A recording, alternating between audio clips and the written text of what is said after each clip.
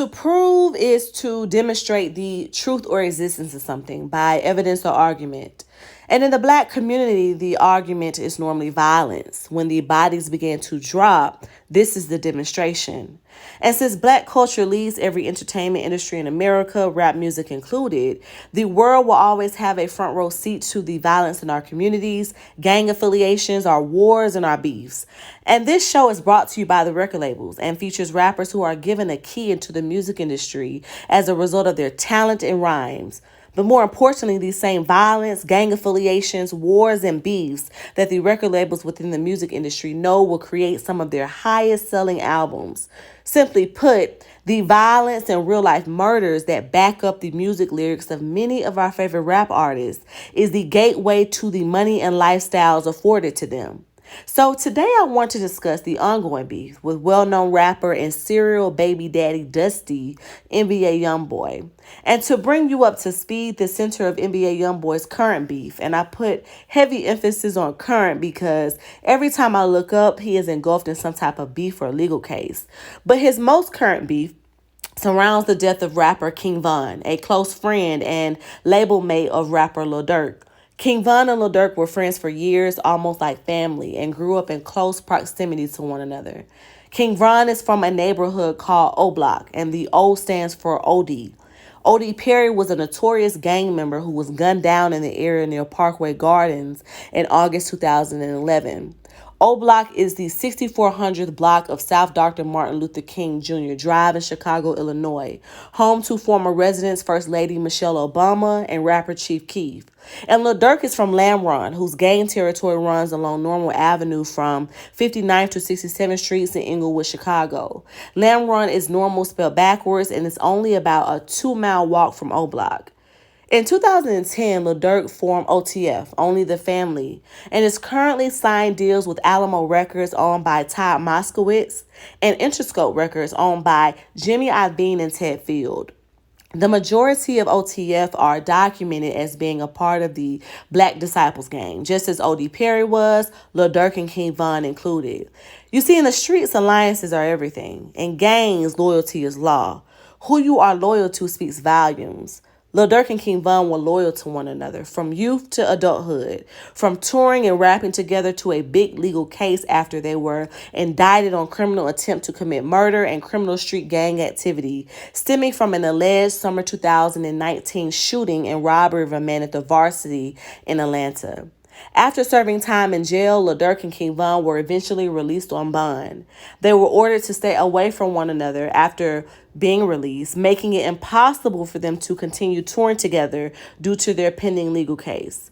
A few months later, King Von was shot and killed after being involved in an altercation while exiting a lounge in Atlanta, Georgia. The altercation involved a former ally, rapper Quando Rondo, and another member of Quando Rondo's entourage, Lil Tim. Lil Tim is accused of pulling the trigger and shooting King Von multiple times, killing him. It is rumored that Quando Rondo and King Von were in the middle of an ongoing beef, which is why the altercation ensued that night to begin with. And the catch to all of this is how it relates to NBA Youngboy. Quando Rondo is an associate of NBA Youngboy and is signed to his label Never Broke Again under Atlantic Records, which is headed by Craig Kallman. Beginning to see a pattern yet? Now, the reason why this beef will not be dying down anytime soon is because NBA Youngboy's label mate, an associate, killed a close friend and label mate of Lil Durk. Again, in the streets, alliances are everything. In gangs, loyalty is law. Who you are loyal to speaks volumes, even after death, and retaliation is often the answer. This beef has gotten so messy and so out of control that everyone in the music industry has now been forced to pick a side. But what I have noticed and what I would like to draw your attention to in all of this is how the society we live in glorifies the murders, the money, and the music. It's like a revolving door of bodies, threat-filled lyrics, and self-sabotage. Yet these are real people and real families affected by all of this. Real families and real people affected by the same music lyrics. These are real generational patterns, real post-traumatic stress disorders, real Black babies growing up without fathers, and real parents picking out caskets for their sons. OTF and NBA alone have seen unimaginable violence and death within their respective labels, which again I believe is often overlooked due to the glorification of the murder, the money, and the music. In OTF, King Von was gunned down. Lil Durk's blood brother D-Thang was gunned down. Lil Durk's cousin OTF Newski was gunned down. And OTF affiliates have been linked to the murder of rapper FBG Duck, who allegedly mocked the death of some O Block members to include T-Roy, King Von's best friend, and O.D. Perry. And in the NBA camp, NBA's manager Big Dump was gunned down. NBA's brother Big B was shot. He survived. And NBA KD was shot and paralyzed.